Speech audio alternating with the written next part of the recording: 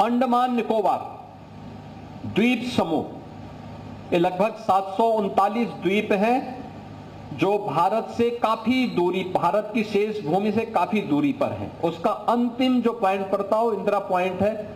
मुझे लगता है कि वहां से इंडोनेशिया की दूरी बहुत नजदीक पड़ती है। अलग अलग द्वीप हैं। उन द्वीपों में से केवल 39 ऐसे हैं जहां जीव जंतु रहते हैं और उनमें से भी 7 ऐसे हैं जहां पर मनुष्य रहते हैं। उसमें से एक द्वीप पे एक बार मुझे जाने का अवसर प्राप्त हुआ था और उस द्वीप में केवल जनजातीय समुदाय के लोग रहते हैं। बाकी अन्य द्वीपों में भी हम लोग गए थे, तो अन्य द्वीपों में जब हम लोग गए थे तो वहां पे कोई हिंदी तो बोलता नहीं था, लेकिन हाँ, जो आपका पोर्ट विलियर है उसको छोड़ करके शेष अन्य में लोग बहुत कम बोलते थे। कोई बंगाली बोलता था, कोई तमिल बोलता था। लेकिन आप आश्चर्य करेंगे कि जो जनजातीय बाहुल्य द्वीप थे उनकी संख्या बहुत कम थी। 43 की संख्या उनकी मात्र थी उस समय जनजातीय समुदाय की, और उनकी एवरेज आयु वहां पे उस समय 45 वर्ष थी। 45 वर्ष से ज्यादा कोई वहां जीत नहीं रहा था। जब हम लोग उनके बीच में गए तो मैं देख के बहुचक था। भारत की शेष भूमि से लगभग 2000 किलोमीटर दूर और एक छोटा सा समुदाय उनका, यानी 43-44 लोगों का एक समुदाय, और विशुद्ध हिंदी बोल रहे थे, विशुद्ध हिंदी बोल रहे थे। यह अनुमान कर सकते हैं कि यह वे लोग हैं जो साधन से दूर, किसी भी व्यवस्था से दूर रह करके और वहां पर जीवन यापन कर रहे हैं। दूसरा, नेपाल का सीमावर्ती क्षेत्र, थारू जनजाति वहां पर रहती है। थारू जनजाति के लिए उनके बीच में पिछले 30 वर्ष से हमें काम करने का अवसर प्राप्त हुआ, और वहां पर कार्य करने का जब अवसर प्राप्त हुआ तो 2008 की घटना है। भारत और नेपाल की सीमा में ये सभी थारू बाहुल्य गांव पड़ते हैं, थोड़ा महाराजगंज में, थोड़ा सिद्धार्थनगर में, बलरामपुर और श्रावस्ती में इनके 36 गांव पड़ते हैं, फिर लखीमपुर खीरी और थोड़ा बहुत पीलीभीत में। नेपाल के अंदर एक भीषण संघर्ष होता है। उस समय खूनी संघर्ष चल रहा था, तो मैंने उस समय हिंदू जागरण मंच के एक पदाधिकारी को फोन किया। मैंने कहा भाई ये खूनी संघर्ष हो रहा है, ये किसका है, कौन लोग इसके पीछे? मुझे बताया गया कि साहब ये खूनी संघर्ष माओवादी और मधेसी के बीच में। मैंने कहा माओवादी तो नेपाली, जो वहां पे नक्सली हैं नेपाली, वे सब हैं। मधेसी कौन? पता लगा कि जो भारतीय मूल के लोग नेपाल की तराई में बसे हुए हैं वे मधेसी कहलाते हैं। तो मैंने कहा भारतीय मूल से जुड़े हुए जो लोग नेपाल की तराई में हैं वे मधेसी हैं, और माओवादियों की तरफ से कौन लड़ रहा है? तो पता लगा कि थारू। तो मैंने कहा थारू माओवादियों की तरफ से लड़ रहे हैं। तो मेरे दिमाग में आया कि बलरामपुर में हम एक छात्रावास चला रहे थे और एक विद्यालय उन बच्चों के लिए चला रहे थे। तो क्या थारू समुदाय के यहाँ के लोग तो वहां से माओवादियों की ओर से तो नहीं लड़ रहे हैं? तो मैंने तत्काल वहां पे जो लोग व्यवस्था में लगे थे, मैंने उनको फोन किया। मैंने कहा ये सब क्या मामला है, थोड़ा मालूम करो, क्योंकि उसी से कुछ दूर, कुछ ही 12-15 किलोमीटर की दूरी पे ये सब खूनी संघर्ष चल रहा था। काफी लोग मरे थे उसमें। तो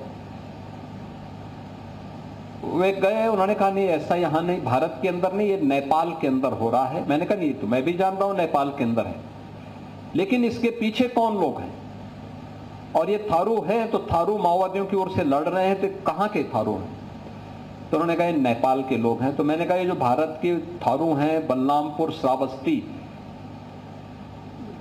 उस समय जो सरकार थी प्रदेश में समाजवादी पार्टी की सरकार थी, केंद्र में कांग्रेस की सरकार थी। मैंने कहा देखिए भारत, ये दोनों सरकारें इसका संज्ञान नहीं लेंगी, लेकिन हम लोगों को स्वयं सतर्क रहना होगा, कुछ हम तो करें। तो उन्होंने कहा क्या कर सकते हैं? तो इमलिया कोडर एक जगह है जहां नानाजी देशमुख ने, वहां पे एक छात्रावास उन्होंने बनाया था। ये नेपाल बॉर्डर से 5 किलोमीटर अंदर है, भारत के अंदर। तो मैंने कहा वहां एक सम्मेलन रखो इन सभी थारू समुदाय के लोगों का, मैं आता हूं। वहां पे सम्मेलन हुआ इमलिया कोडर में। जब मैं गया तो थारू समुदाय के लोग पहले मुझे लेके गए। उन्होंने कहा साहब आप हमारे जो देवता हैं उनका पहले सम्मान करेंगे। मैंने कहा चलो, मैं तो इसीलिए आया हूं। तो उन्होंने किसको राह रखा था? अश्वारोही महाराणा प्रताप की मूर्ति। तो मैंने कहा भी ये मूर्ति तो महाराणा प्रताप के दिखती है। उन्होंने कहा हाँ यही तो है हमारे हीरो। मैंने कहा महाराणा प्रताप राजस्थान में पैदा हुए, मेवाड़ राजस्थान में, आप लोग भारत नेपाल की तराई में हैं। कहा देखो साहब हमारे जो पूर्वज रहे होंगे ये हल्दी घाटी के युद्ध के बाद पलायन किए होंगे और हम उसी की विरासत हैं, इसलिए महाराणा प्रताप को अपना हीरो मान करके हम लोगों ने उनकी मूर्ति लगाई हुई है।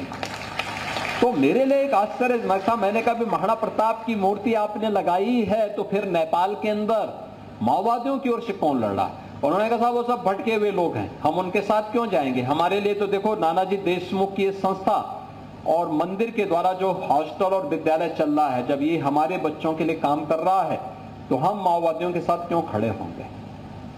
देखो कृतज्ञता का भाव। हमने तो एक हॉस्टल खोला था, उनके रहने खाने की व्यवस्था की, और एक विद्यालय खोल दिया। वे उतने से प्रफुल्लित थे, उनके बच्चे पढ़ रहे हैं, वे लोग उस व्यवस्था के साथ जुड़ रहे हैं। सरकारें अगर उन तक पहुंचती तो और भी अच्छा परिणाम आ सकता था। और वही कार्य जहां तक आजादी के बाद की सरकारें नहीं पहुंच पाई, छोटा नागपुर जैसे क्षेत्र में, झारखंड के उन क्षेत्रों में जाकर के अशोक भगत जी कर रहे हैं। उन क्षेत्रों में जो काम सरकार को करना चाहिए था, अपना पूरा जीवन उनकी सेवा के लिए समर्पित करके उस क्षेत्र में वह काम इन्होंने किया है। कहने का मतलब हमारा संवाद जहां बाधित होगा वहां संघर्ष की स्थिति पैदा होगी, और वही संघर्ष हम लोगों को कभी कभी देखने को मिलता है। याद करना कि प्रधानमंत्री मोदी जी ने 2021 में 15 नवंबर की तिथि को जनजातीय गौरव दिवस के रूप में मनाने के लिए जो प्रेरणा दी, उसके पीछे का भाव यही है, एक संवाद हो, एक डायलॉग हो हमारे स्तर पर। हम भी जाएं उनके बीच, हम जनजातीय समुदाय के लोगों को बुलाएं अपने बीच, वे आकर के देखें इन कार्यक्रमों को और उनके मन में भी एक नई प्रतिस्पर्धा का भाव पैदा हो।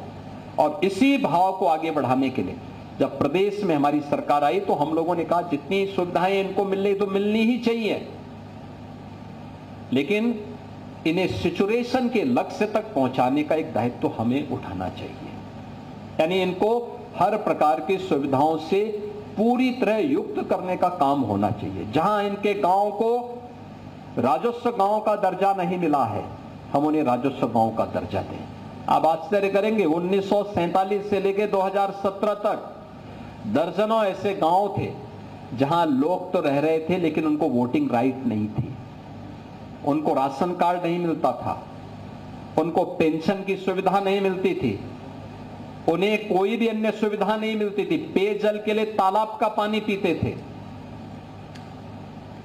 हम लोग आए, हम लोगों ने कहा नहीं, पहले इनके राशन कार्ड बनाओ, इनको जमीन के पट्टे स्वीकृत कराओ, इनके लिए आवास की स्कीम लागू करो। पूरे गांव के गांव में, कोई उन गांवों में पहले पक्का मकान नहीं बना सकता, झोपड़ी में रहता था। वन विभाग के लोग और पुलिस के लोग वहां जाके शोषण करते थे, पैसे वसूली करते थे। आज मुझे प्रसन्नता है कि डबल इंजन की सरकार ने प्रधानमंत्री मोदी जी के मार्गदर्शन में उन्हें सिचुएशन के लक्ष्य तक पहुंचा करके मकान सबके लिए अनिवार्य, जमीन के पट्टे सबके लिए अनिवार्य, पेंशन की सुविधा पात्रता के अनुसार सबके लिए अनिवार्य, ये सभी सुविधाओं से इन्हें युक्त करने का काम किया। आपके सोनभद्र में, मिर्जापुर में, चंदौली में गौड़ जाति हो, बुक्सा हो, चेरो हो, जितने भी ये जनजातियां हैं, इन सभी को हम लोगों ने इन सभी सुविधाओं से आच्छादित करने का काम किया। नेपाल की तराई में आपके मुसहर है, आपका थारू है, बुंदेलखंड में सहरिया है, बिजनौर में बुक्सा है, इन सबको हम लोगों ने उन योजनाओं से पूरी तरह सिचुएट करने का काम किया और उन कार्यक्रमों के साथ चल रहे हैं। साथ साथ मुझे एक बात और याद आई, जब इन योजनाओं के साथ हम जोड़ रहे थे तो हम लोगों ने कहा कि भाई देखो, भगवान राम जब महर्षि भारद्वाज की प्रेरणा से और महर्षि वाल्मीकि के मार्गदर्शन में जब वनवास के कालखंड में रहने के लिए चित्रकूट गए थे, तो चित्रकूट में उनका स्वागत सबसे पहले किया था वहां के कोल ने। तो मैंने कहा कम से कम भगवान राम के नाम पर हम लोग काम करते हैं, तो भगवान राम की इस विरासत को कोल जाति को भी हम पूरी तरह से सिचुएट करें। और अब मुझे प्रसन्नता है कि हम लोगों ने प्रदेश के अंदर कोल जाति को प्रयागराज, चित्रकूट, मिर्जापुर, इन सब को भी हम लोगों ने वहां पे सिचुएशन के लक्ष्य तक पहुंचाने का काम वहां पर किया है। कहने का मतलब ये है, संवाद आज की आवश्यकता है और प्रधानमंत्री जी ने उस संवाद को आगे बढ़ाया। भगवान बिरसा मुंडा की एक विरासत देकर के अल्पायु में धरती माता के प्रति और गुलामी की बेड़ी को तोड़ने के लिए कैसे संघर्ष किया जाता है, इसकी प्रतीक है भगवान बिरसा मुंडा।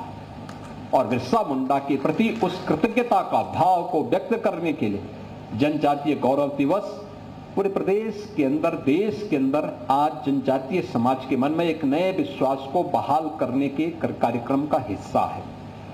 एक तरफ यह अपने उस समाज से, जो मूल समाज है हमारा, हमारे साथ जुड़ा हुआ है, भारत की परंपरा और विरासत के प्रति पूरी प्रतिबद्धता के साथ रह करके काम करता है, और समाज के साथ हमारे संवाद के कार्यक्रम को जोड़ने का एक माध्यम जो है, एक तरफ इसके प्रति कृतज्ञता ज्ञापित करने का एक भाव सरकार की ओर से विनम्र किया गया प्रयास है।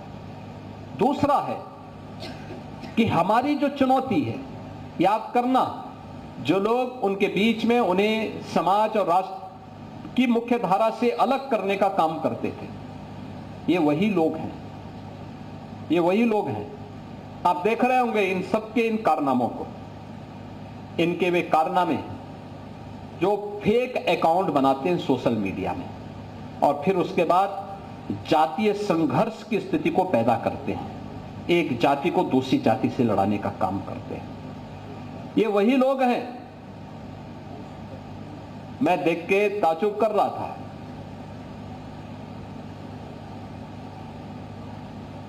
अभी 3 वर्ष पहले की एक घटना है,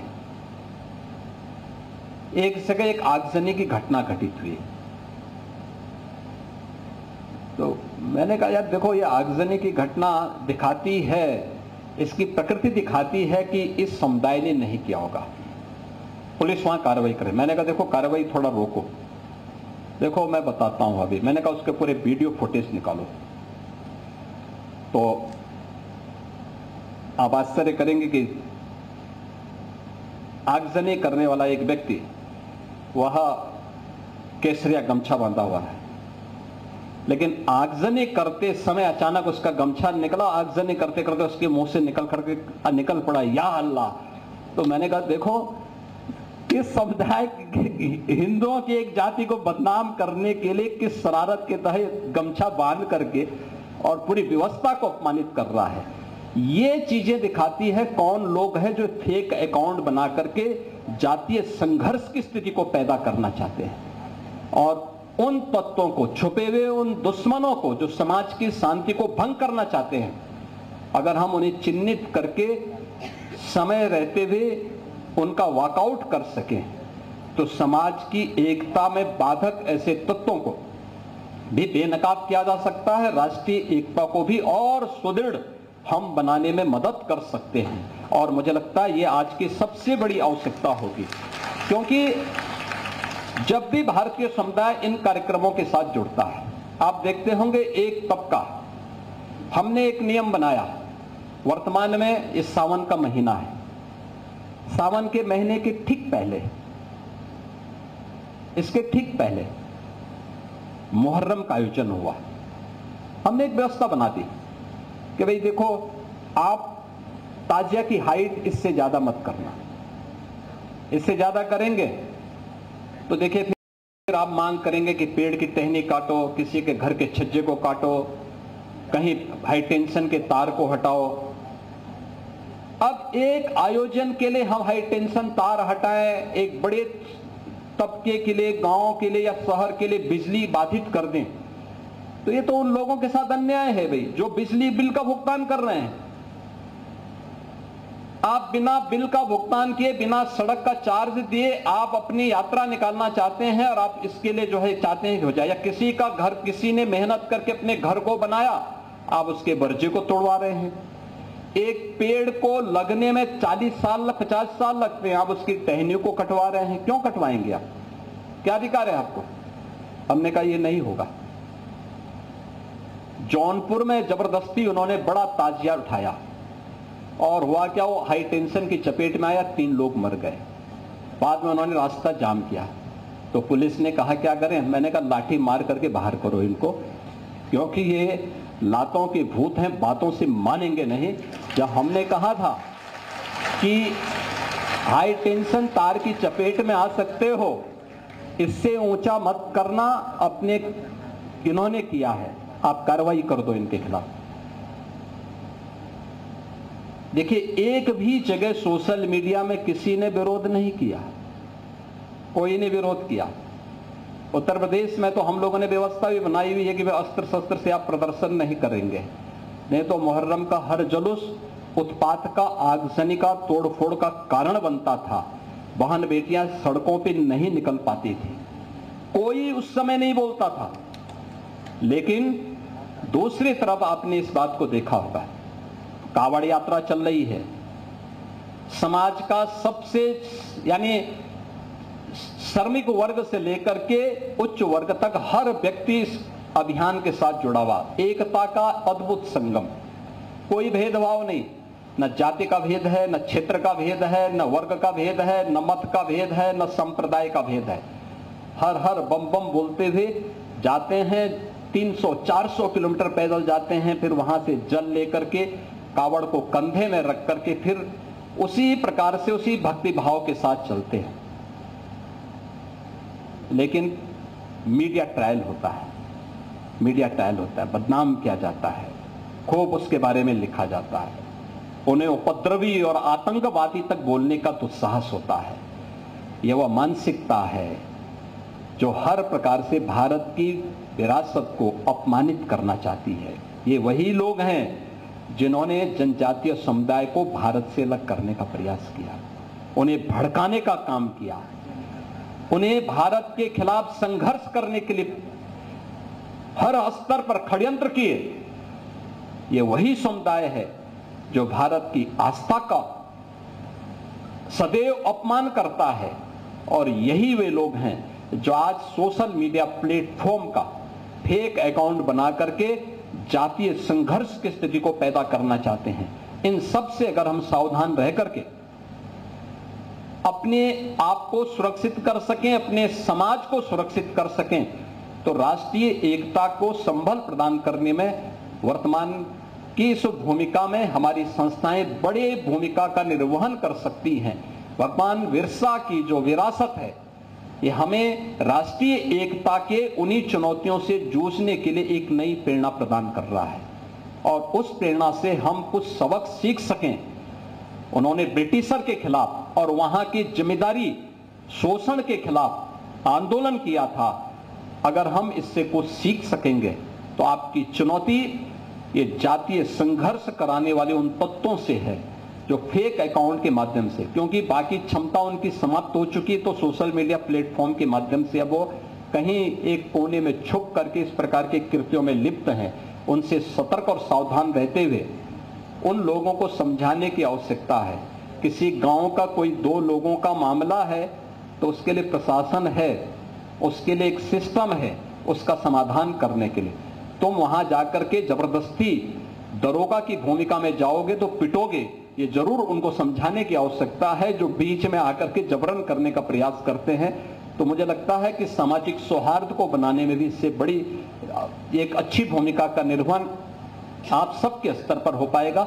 मैं महाविद्यालय परिवार को इस बात के लिए धन्यवाद दूंगा कि उन्होंने भगवान बिरसा मुंडा की इस विरासत को, जो प्रधानमंत्री मोदी जी के कारण आज देश के अंदर चर्चा का विषय बना है, और 15 नवंबर को हर जनजातीय समुदाय बड़े गौरव के साथ भगवान बिरसा मुंडा की जयंती को बड़े गौरव के साथ मनाता है।